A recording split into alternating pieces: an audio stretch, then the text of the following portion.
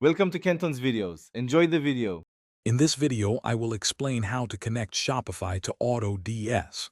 First, log into your AutoDS account and find the Stores section on the left-hand menu.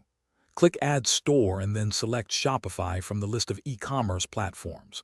You'll then need to enter your Shopify store's URL into the provided field. After entering the URL, simply click the Connect button to initiate the connection process. This step links your two platforms. Once you click Connect, you'll be redirected to your Shopify store's admin panel. Here, AutoDS will request certain permissions to operate effectively with your store.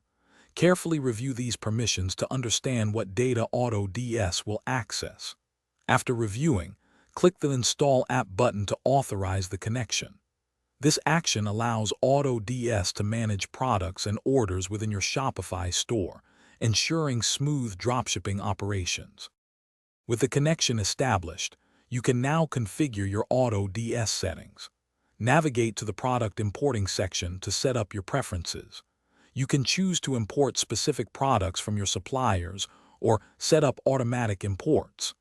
Additionally, define your pricing rules and desired profit margins.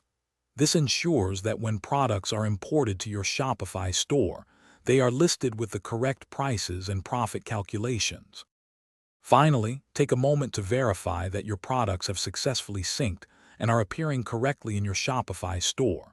It's also a good idea to test the order fulfillment process with a sample order to ensure everything is working as expected. This helps prevent any issues down the line. For more great tips and deals, including a link to some amazing socks with a lifetime warranty, be sure to check the description below this video.